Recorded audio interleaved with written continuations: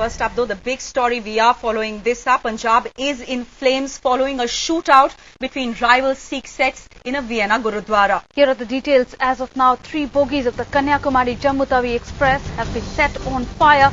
An angry mob set fire to the train at Jalandhar station. Traffic has resumed on NH1 near Ambala. It was blocked earlier after protests and torching of vehicles. Curfew has also been imposed in Jalandhar and Hoshiarpur as well as Phagwara. Vehicles have been torched and roads blocked by protesters in Phagwara. In Patiala, thousands took to the streets today chanting slogans. Chandigarh is on high alert as well as important roads leading to the city have been blocked.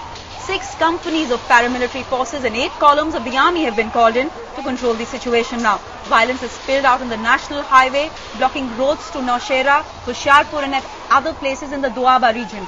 Buses have also been damaged in Amritsar. In Nakodar, thousands came out on the streets and pelted stones on the police. Meanwhile, Punjab's Chief Minister Prakash Singh Badal has urged people to stay indoors and remain calm. Indeed, sad to know that Sant Ramanand has lost his life. We are sure that there is no place for violence in a secular society. We are in close touch with our mission in Vienna, and we are constantly monitoring the situation.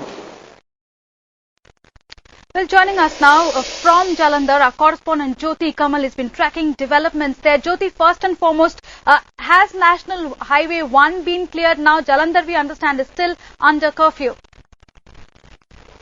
Yes, National Highway 1, which had been blocked at Ambala, has now been opened up after all the protesters there have submitted a memorandum to the Deputy Commissioner there. After that, the highway has been opened up. But even as that happened, in a place close to Ambala, Barara, one bus was torched and people had protested there again. So sporadic incidents of protests are taking place all across the region. In fact, if you talk about northern Haryana and the whole of Punjab. But if you talk about the epicenter of this entire problem, which is now taking place in the Doaba region, which comprises 4 districts, that is Hoshiarpur, Jalandhar, Nawashahar and Kapurthala, this entire region continues to remain volatile with groups of protesters and Ravi Das followers taking to the streets, indulging in arson and rioting. In Amritsar, children are having a tough time going back from schools. If you talk about Jalandhar, then highways have been blocked, all shops have been closed, people have been put to a lot of inconvenience because there is a curfew that has been imposed all across, and curfew has been imposed in 3 places now. In fact, it is Hoshiarpur, Phagwara and Jalandhar. People on the street basically talking about the fact that they have been put to a lot of inconvenience and appealing for calm, just as the Punjab government is doing. In fact, having learnt its lessons following the Dera Sacha Sauda incident, the Punjab government has taken utmost precautions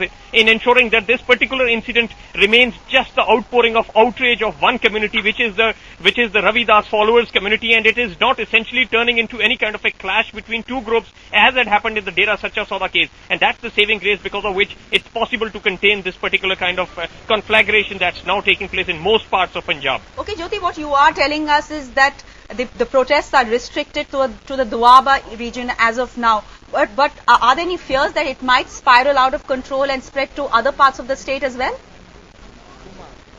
Well, yes, those are in fact the grim fears that if it really spirals out of control and moves out from the Doaba region into the other parts of Punjab, then it could turn into a serious problem if it moves down into the Malwa region. Of course, there were protests in Ludhiana which falls in the Malwa region, but they have really not been able to kind of spread the way it has happened in the Doaba region. But essentially, it is a clash between the Ravi Das followers and the dominant Jaktik community that happened in Vienna. Now, the big fear of the Punjab government is if that is replicated in Punjab on a larger scale here, then things could really turn into a very nasty situation out here. But so far as preventive actions are concerned, then the entire Punjab police is out in Punjab, paramilitary forces are out, military columns are on the march. So every step is being taken to ensure that it really does not turn into another Dera Sacha Sauda kind of an incident where 2 groups actually clashed with each other. As of now, it is the outpouring of outrage of just one group. Jyoti, what you are saying is that the Ravidasia group is protesting what happened in Vienna, the death of one of their leaders in Austria yesterday. Just help us understand, for those outside Punjab, who this Ravidasia group is and what their following is. Well, if you talk about the following of the Ravidasiya group, then it comprises a large number of the Dalit Sikh population in Punjab. Now, the essential issue, if you talk about all issues that have taken place in Punjab in the last few years, is the kind of division that's taking place between the upper caste Jat Sikhs and the lower caste Dalits, who feel that they are being marginalized, and because of which they are seeking their identity in deras, such as the Dera Sacha Sauda, and in this particular case, the Dera Sachkhand. And when they do that, they try to kind of distance themselves from the mainstream Sikh faith in terms of taking up an alternative following. In this case, they had taken up the followership of Guru Ravidas, and which they said was their guru, which was not much to the liking of the upper caste Jat Sikhs, and that is what has led to a dispute between the two communities Right. for a very long time. And what